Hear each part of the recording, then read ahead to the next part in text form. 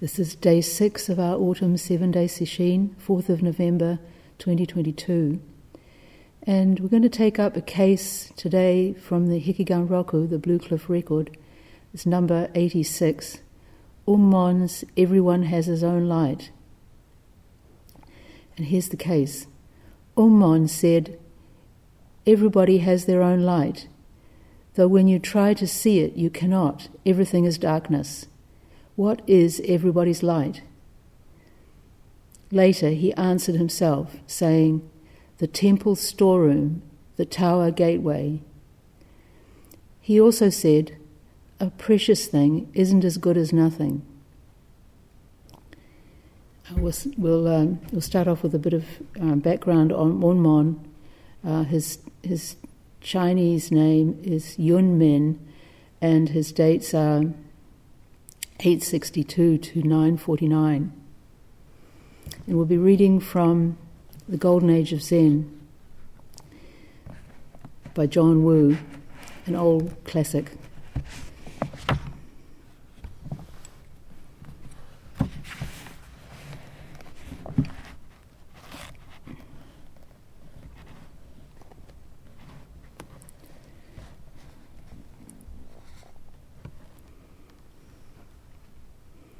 Chan masters, like other men, may divide it into two types.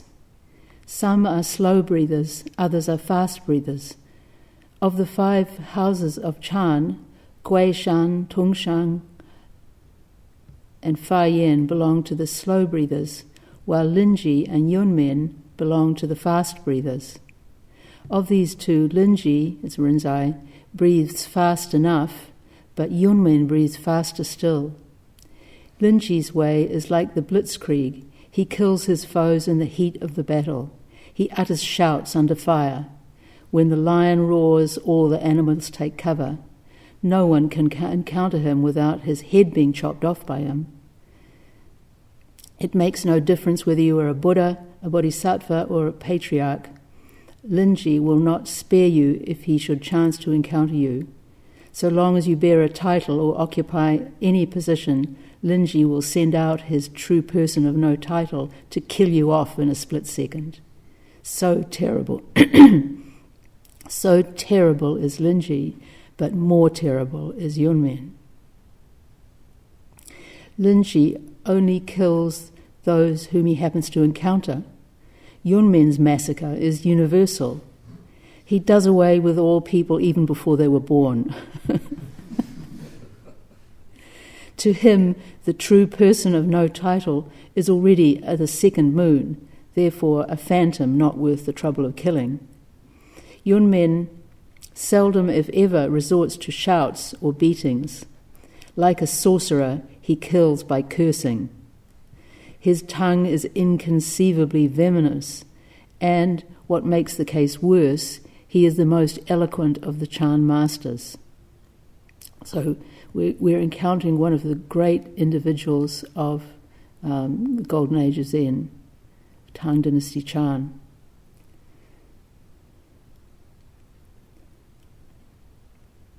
Yunmen is a radical iconoclast. In one of his sermons to his assembly, he related the legend that the Buddha, immediately after his birth, with one hand pointing to heaven and the other pointing to earth, walked around in 7 steps, looked at the 4 quarters and declared, above the heavens, below the heavens, I alone am the honoured one. After relating this story, Yunmen said, if I were a witness at this scene, I would have knocked him to death at a single stroke and given his flesh to dogs for food.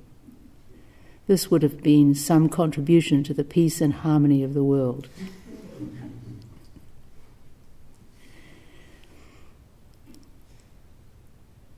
Vimalakirti fared no better with him. One day, beating the drum, he announced, Vimalakirti's realm of wonderful joy is shattered to pieces. Bowl in hand, he is now heading towards a city in Hunan to beg for some rice gruel to eat.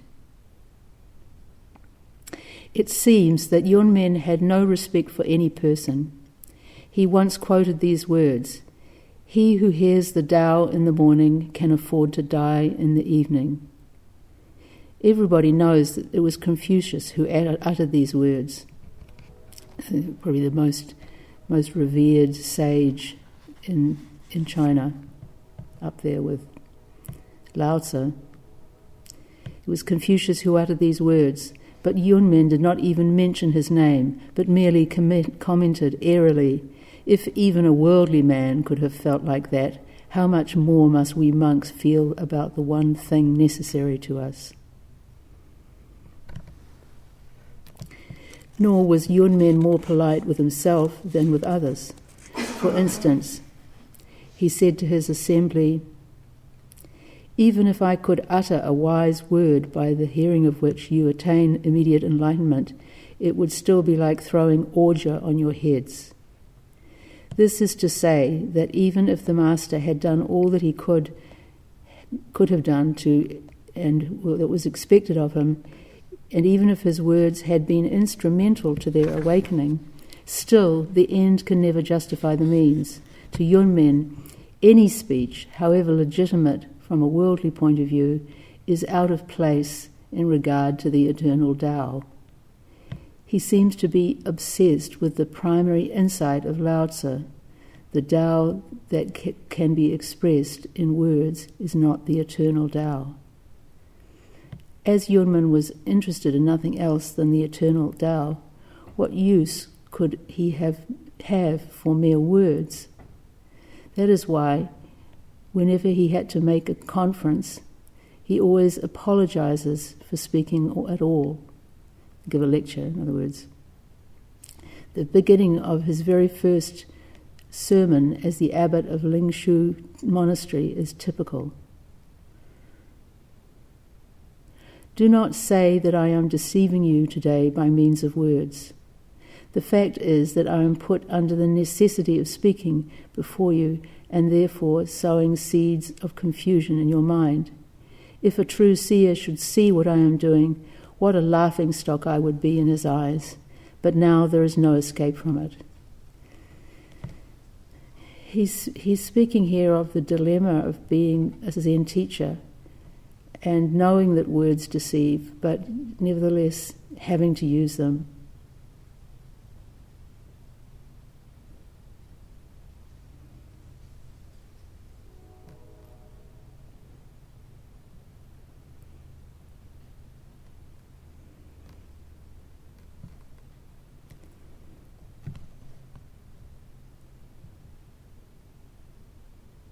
Another Zen master, I don't remember who, but he said that speaking of the Dharma was like having to drink soup with rat turds in it.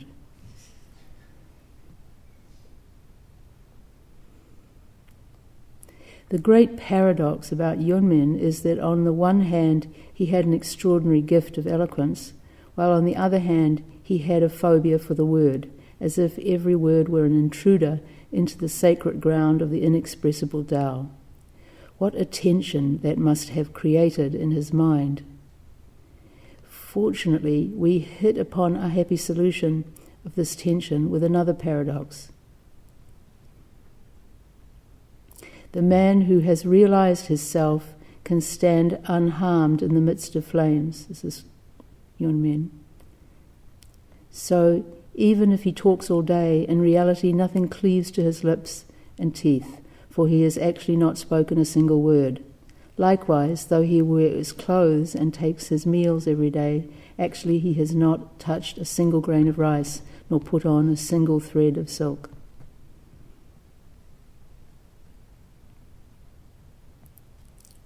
The keenness of his mind reached an agonizing degree.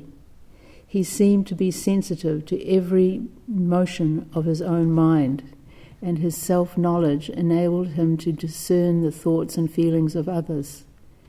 From the same source of sensitivity have sprung many a piercing insight into the secrets of spiritual life.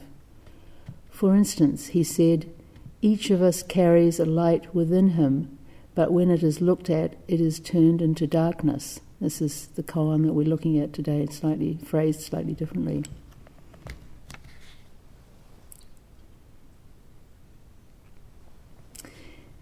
Wu comments, "Here is a profound insight whose authenticity is beyond question. And we'll explore it a little.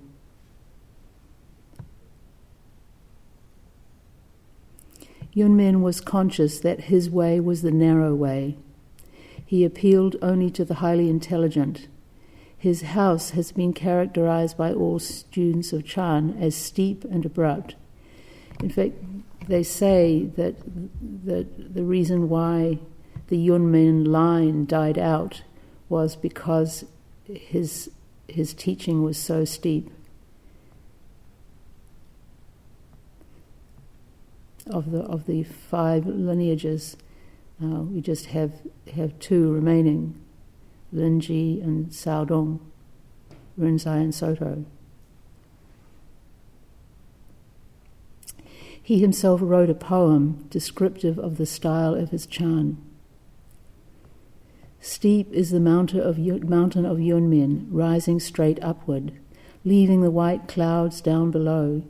Its streams, dashing and eddying about, allow no fish to linger around. The moment you step into my door, I already know what kind of ideas you've brought with you. What's the use of raising the dust long settled in an old track?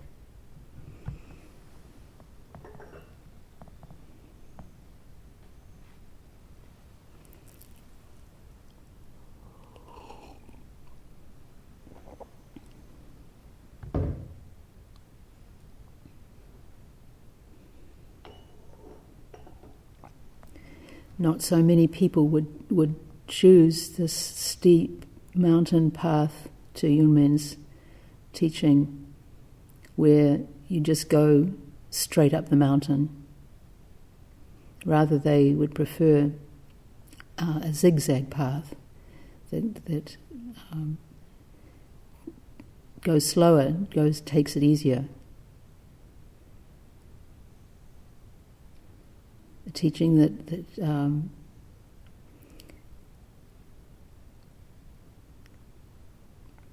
dashed everything into smithereens. Nothing to hold on to. He didn't have to have psychic powers to be able to discern what kind of ideas people coming to the temple were bringing with them. If you have a reasonably empty mind, then you read people's body language as they approach.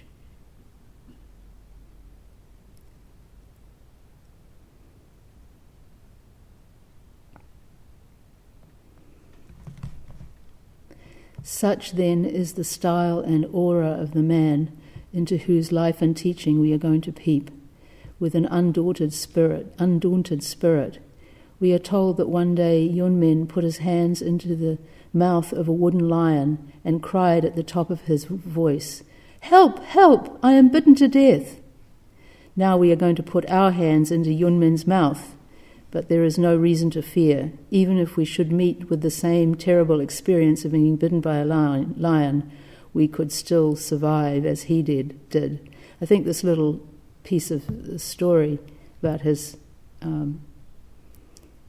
playing with what sounds like a toy lion here gives us a sense also of his playfulness.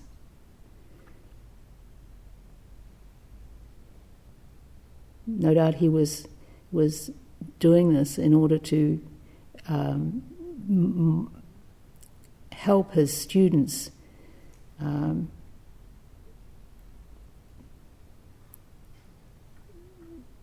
not get stuck into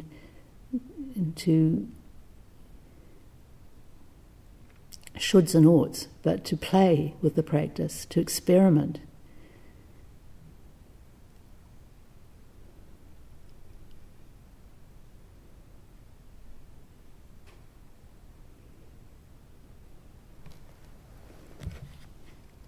We'll skip around on the rest of some of this biographical material. There's quite a lot of it. We'll just pick out little bits and pieces. So he was probably born into a very poor family, as he was placed when he was still a boy in in a Vinaya temple, as was, we were just reading the other day, Yasutani Roshi. So this was one way that very poor Buddhist families could cope with the number of mouths they had to feed. He was noted for his exceptional intelligence and especially for his natural gift of eloquence. And as soon as he was old enough, he had his head shaved and was ordained. He continued at this place, serving as attendant to his master, his Vinaya master, and went deeply into this school, which is focuses on the monastic rules and upholding them in the community. It says, all his learning, however, did not satisfy his deeper needs. He felt that it did not throw any light on the most vital problem of his own self. Hence he went to see the Chan master Mujao, the disciple of Wang Bo, hoping for the necessary instructions. But as soon as Mujao saw him, he slammed the door in his face. Mujao was living as a hermit in a little hut. When he knocked at the door, Mujao asked from inside, "Who are you?" After he had told him his name, Mujao said, "What do you want?" And Ummon replied, "I am not yet enlightened on the vital problem of my own self, and I have come to beg for your instructions." At this, Mujao opened the door a little way, but after a quick look at him, shut it again. You can see he's maybe starting to think that there's some good material out there on the doorstep. In the following 2 days, Ummon knocked and met with the same experience. On the third day, as soon as the master opened the door, Ummon squeezed in, pushed him. The master grabbed him, saying, "Speak, speak!" And Ummon fumbled for something to say, and the master pushed him out, saying, "Oh, you good for nothing," and slammed the door. And then he slammed the door so hard that it actually broke one of Ummon's feet. And he, from that time on, he walked with a limp. This was his initiation into Chan, into Zen. Mujao, now recognizing his sincerity and his mettle, told him to go and see Shui Feng, another great tongue master, Seppo in Japanese. So he travelled to the village at the bottom of the mountain where Shui Feng was, and it was probably like a stepping off point for people to climb the mountain, the steep Ummon mountain, to go and visit the temple. And so he met another monk down in the base camp, so to speak, and asked him if he was going up the mountain that day. And this other monk said that he was. So Ummon hatched a kind of little plot, asking this monk whether he would be willing to take a message to the abbot, but to present it as his own. And the monk consented to do so. Bad idea. A little ingenuous, perhaps. Ummon said, "After your arrival at the monastery up there, as soon as you see the abbot entering the hall and the assembly gathered together, go forward at once, clasp your hands, and standing erect before him say, 'Poor old man, why does he not take off the kang from around his neck?'" The monk did exactly as he had been told to do. Maybe he was in it for the fun. But Shui Feng sensed immediately that these words were not his own. Coming from his seat, he grabbed him firmly, saying, "Speak, speak." As the poor monk knew not what to say, Shui Feng pushed him away and said, "Those words are not yours." At first he still insisted that they were his own words, but the relentless master called for his attendants to come with ropes and sticks. Frightened out of his wits, the monk confessed that they were not his words. Just a footnote about these ropes and sticks. Even right up until the 20th century, we know from the biography of the great Chan master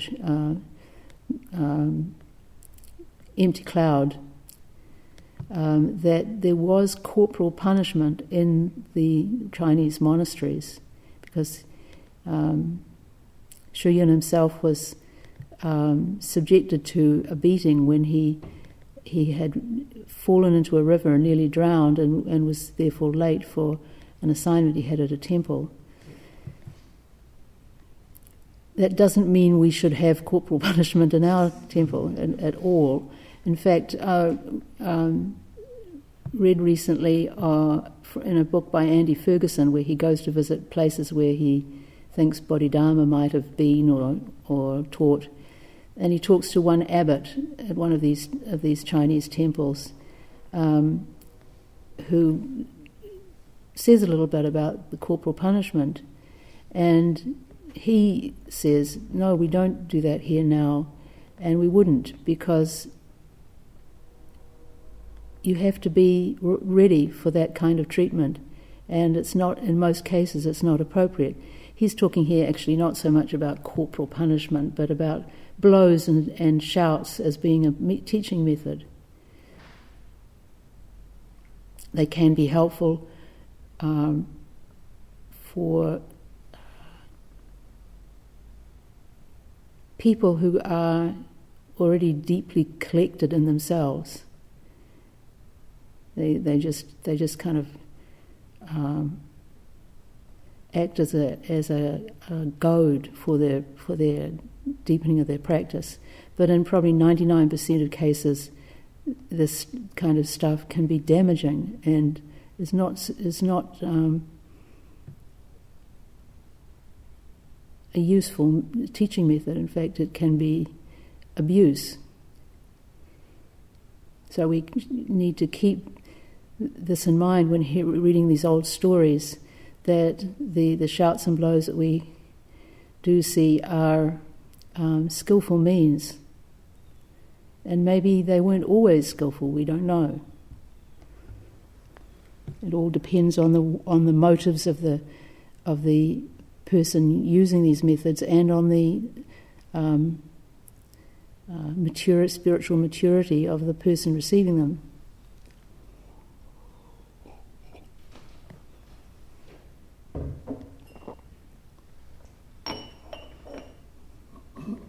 So anyway, back to our story. So this innocent monk sees the ropes and sticks and then confesses. "They are not my words. There was a monk from Chekiang I met at the village who taught me to speak thus." Then the abbot said to his community, "Go, all of you, to the village below to greet the one destined to be the spiritual guide of 500 persons and invite him to come."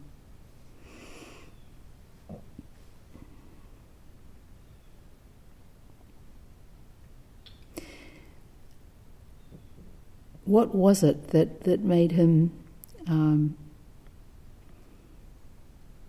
say these words on the basis of these what seems like an insult to him from this monk at the foot of the mountain? "Poor old man, why does he not take off the kang from his neck?" A kang is a Chinese instrument of punishment, a little bit like the stocks in medieval times in European countries. And so you have your head inside some kind of frame, and you're locked into it. And this image of the kang is sometimes used to refer to the responsibility that a monk or a nun takes on when agreeing to be the abbot of a big monastery. The iron kang, not very appealing, if that's what it's going to be like, but it's pointing to the huge responsibility that it is to take on the job of teaching and administering in a big community.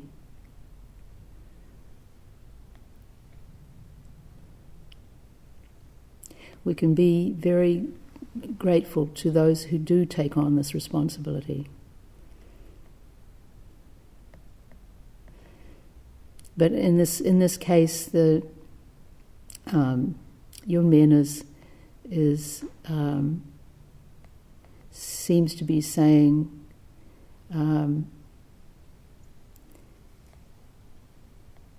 seems to be insulting the current abbot, but perhaps there's also something else in here that he's saying, that the abbot, the current abbot, reads as being, here's my spiritual successor who's coming. And sometimes these masters would have a premonition. They would have a dream or a vision that their successor was on his way or her way. And thus the Seppo's response, go all of you to the village below and greet the one destined to be the spiritual guide of 500 persons and invite him to come.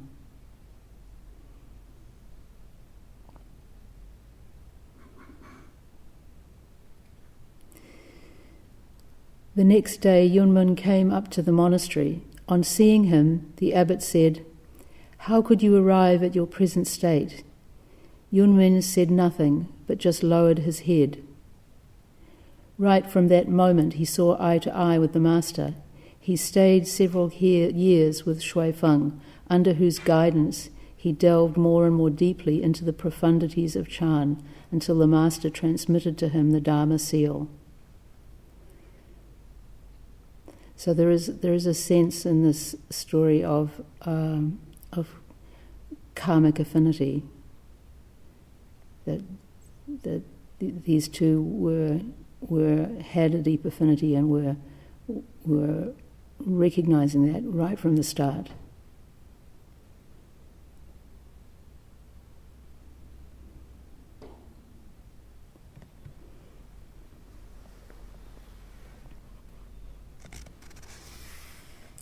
Next, John Woo relates the many other masters that Ummon went to visit and had encounters with.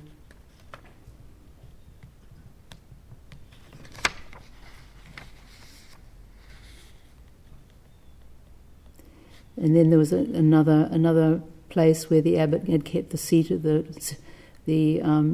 leadership, where the leader of the assembly would sit, and again, Ummon arrived and was welcomed as the to fill this vacancy that had long been held at this other temple.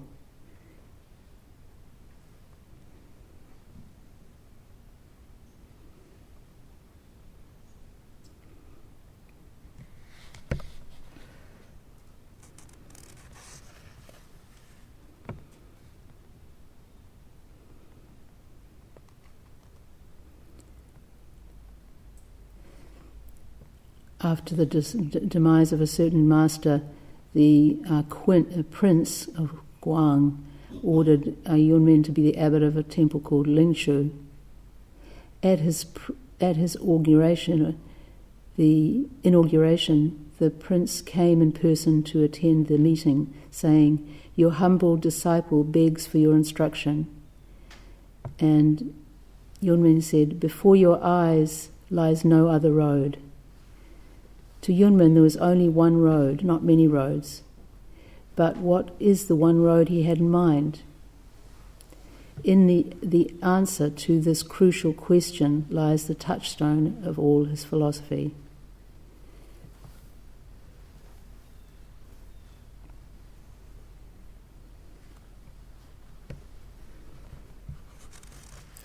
For Ummon, as for Matsu, the one thing necessary is the realization of this one, who is none other than everybody's own self.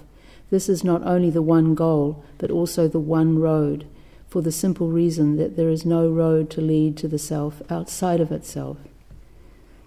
And this is an aspect of the case we're going to have a look at today.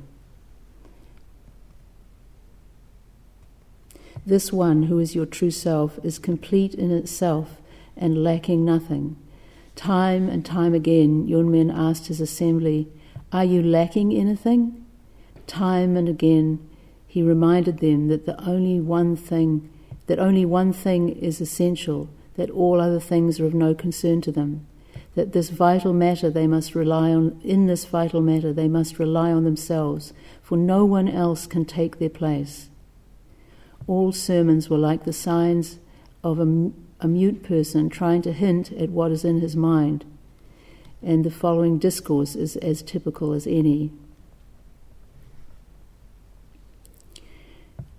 Here it is.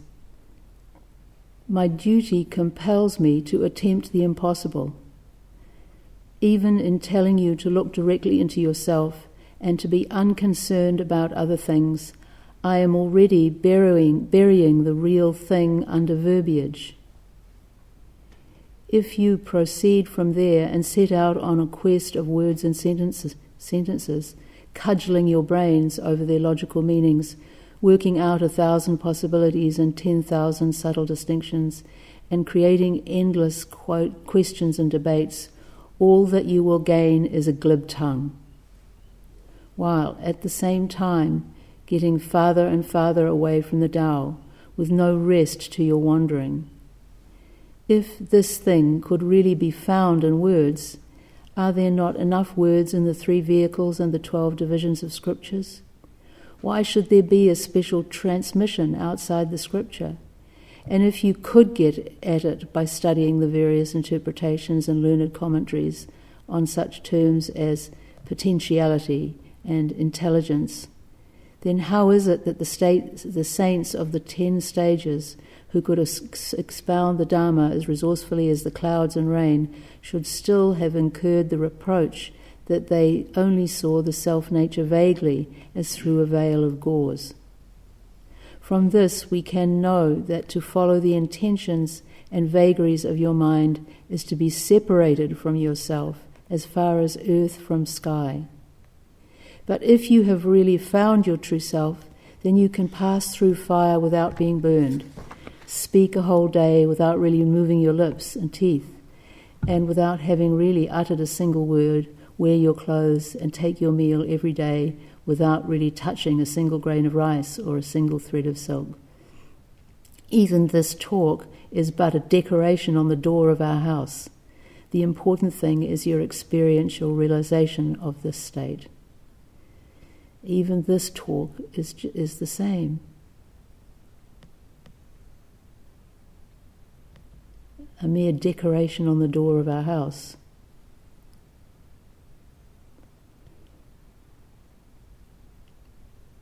Perhaps in an effort to transcend words, Ummon developed a kind of teaching response that came to be called his one-word pass. This was just one of his teaching methods, but it's one that we can admire and enjoy. And what this involved was somebody would ask him a question, and he would reply with a single character, answer. So just a couple of examples. Question: what is the right Dharma I? That's E-Y-E. Answer: all-knowing. Question: how do you see the wonderful coincidence between the chick tapping inside its shell and the hens pecking from outside? This was an image that was used to depict the relationship between the student liberating itself, him or herself,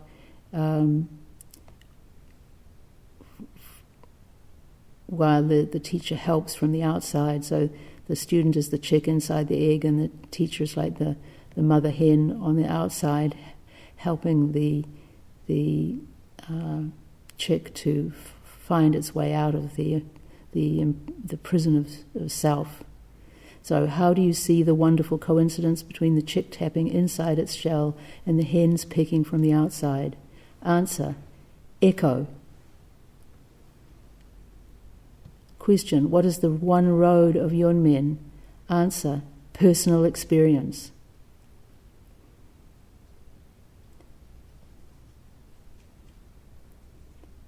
What is the Tao?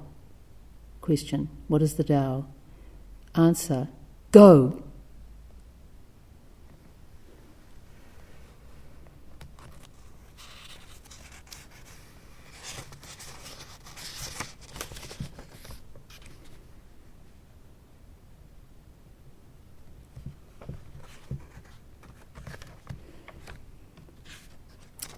There's much more, but we'll stop with the biographical material at this point, and just finish by saying that I couldn't find any information about his the manner of his death. We did have a date, but not any last words that I could see, given the reference works we have. So anyway, now turning to our case.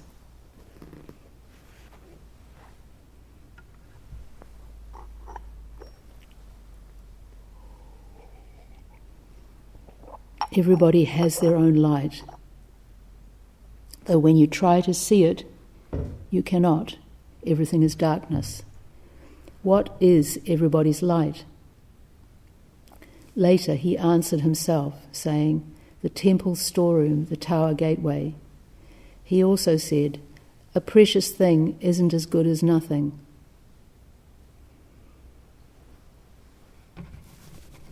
So, question many of us have in one form or another. What is this light? This light that we all possess? And why, if it exists, can't I see it? How can I get around this? How can I break through and experience this light? Well, answering the why part,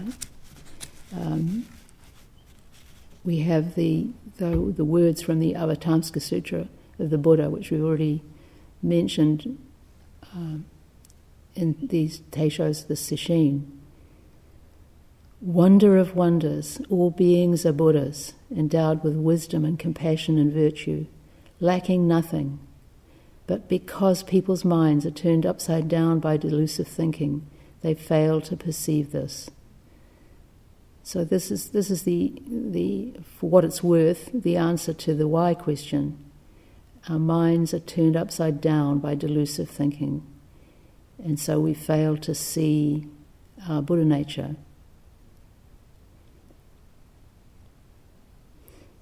Turned upside down by delusive thinking. The essence of it is the conviction that we have that we're separate, that we are standing over here and the world is out there. We're stuck in the delusion of separation.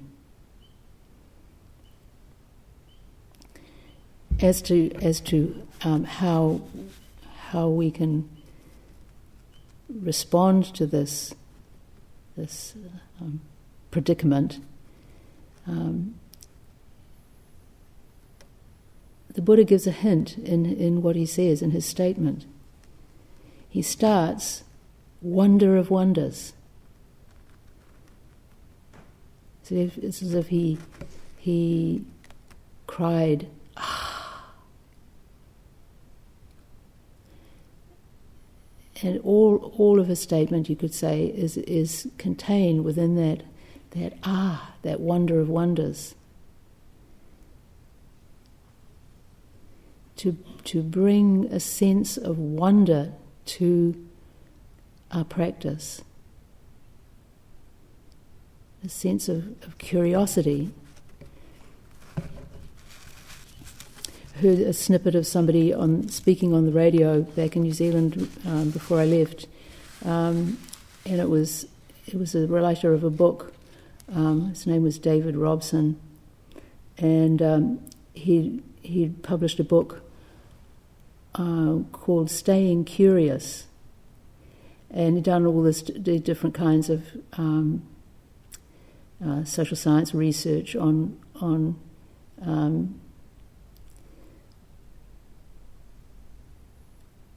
different kinds of attitudes and how they affected people's work and research and so forth.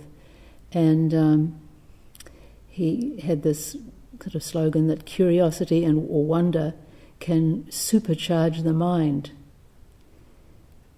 When people are curious, then it actually can increase their levels of patience, because somebody who's curious will appreciate the process. And patience is so important in practice, and so needs to be developed, given that we come from cultures where immediate gratification is the norm, or at least as an expectation.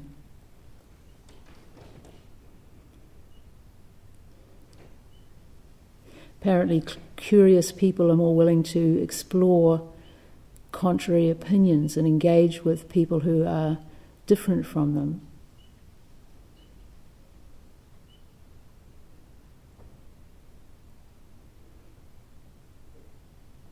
Children are naturally curious, and often it gets knocked out of them one way or another, and this negatively affects their learning.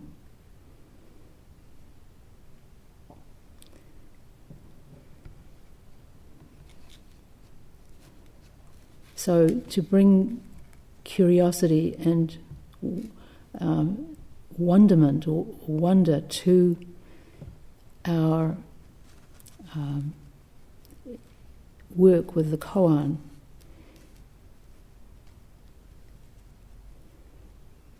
wonder of wonders. It's the outcome of the Buddha's search, but also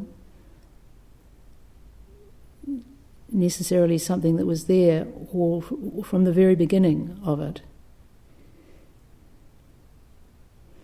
We could say that wonder is actually an essential part of being human.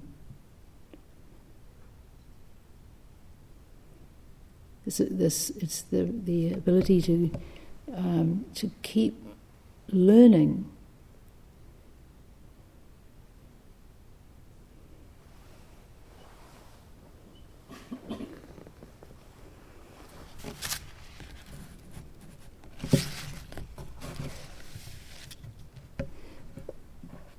To read a passage from a little book on cosmology, the one that I mentioned in a couple of earlier Teishos by Brian Swim and Mary Evelyn Tucker, and it's called Wonder and the Stars.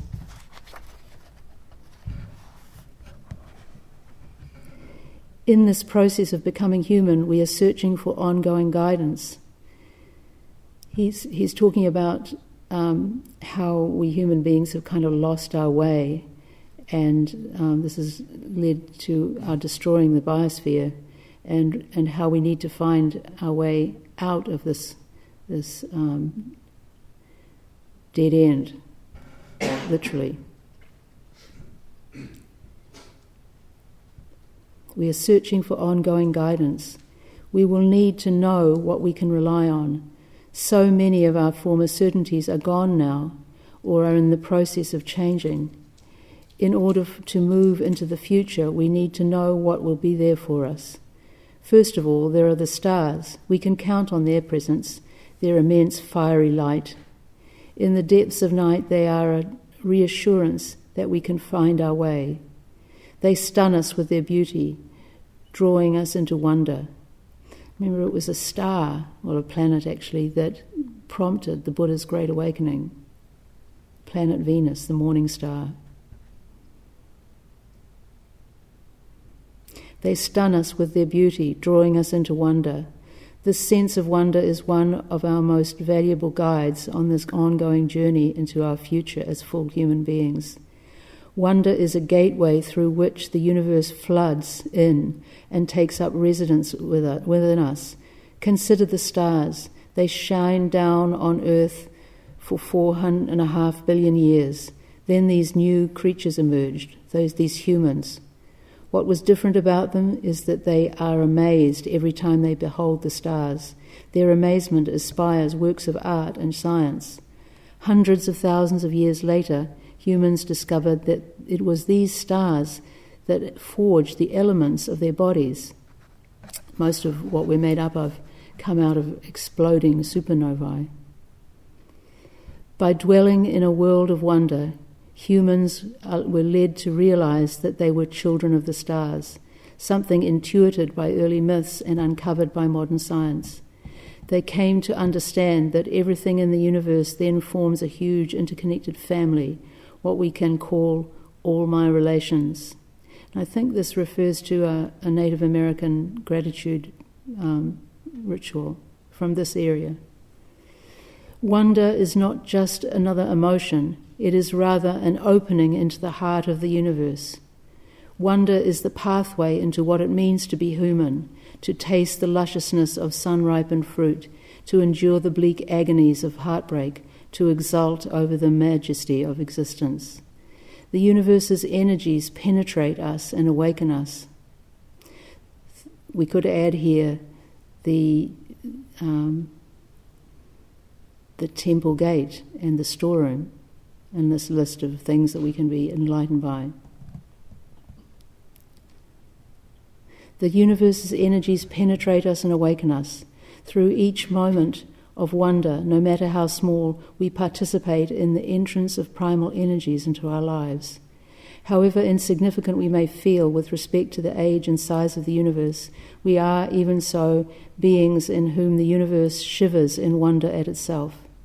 By following this wonder, we can discover the ongoing story of the universe, a story that we tell, but a story that is also telling us. So we are the light itself. But if we try to reflect on ourselves, we objectify ourselves, we're divided. It's really only in a state of profound wonder, where body and mind are unified in this sense of open absorption, that we can experience our own subjectivity. It's in our zazen that this is possible. All we really need to do is stop trying to grasp and pin down our own light, but to approach it with this curiosity, this wonder, rather than a desire to possess. So much human suffering comes out of people fulfilling their desire to possess. It comes out of objectifying not only ourselves, but also the people in our lives, especially people who are different all kinds of objectification has happened in our world that is so destructive. Objectification of nature, of women, of people of colour, indigenous people,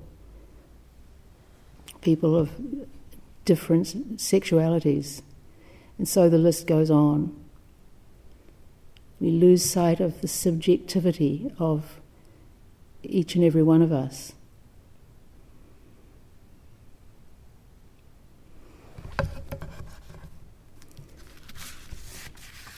Everything is darkness, he says, about trying to see this light of ours.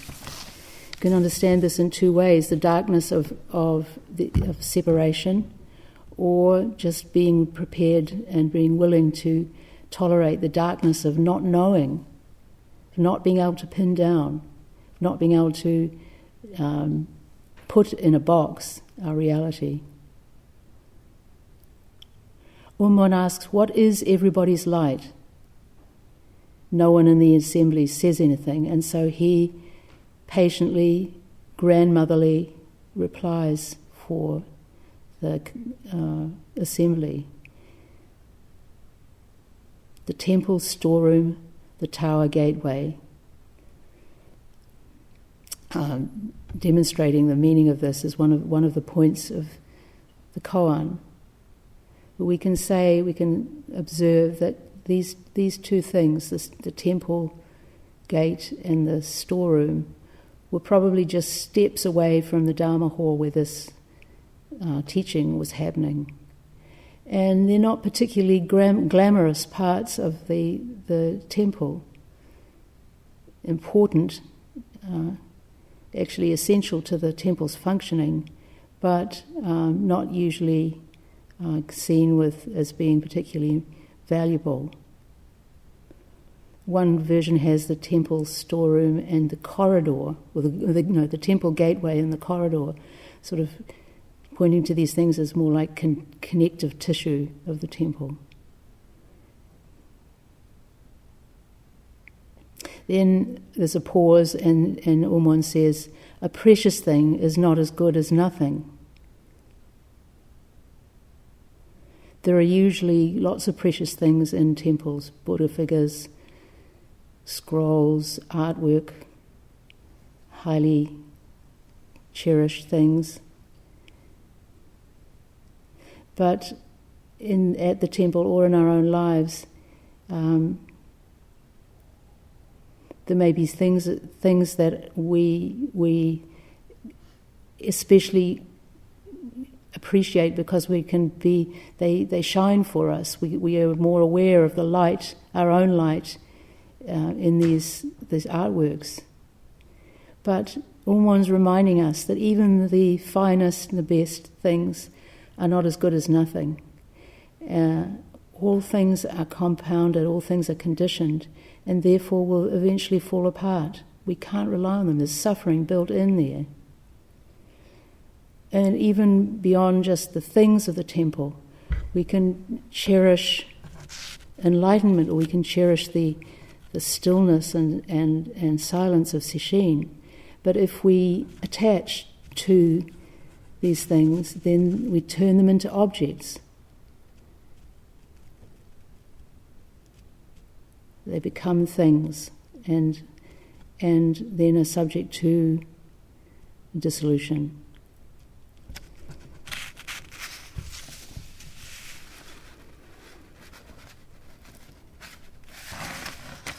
So wonder, to approach things with wonder, is to approach them without grasping, without assuming anything, without expecting anything. Just questioning, just holding in attention. We'll stop now and recite the 4 vows.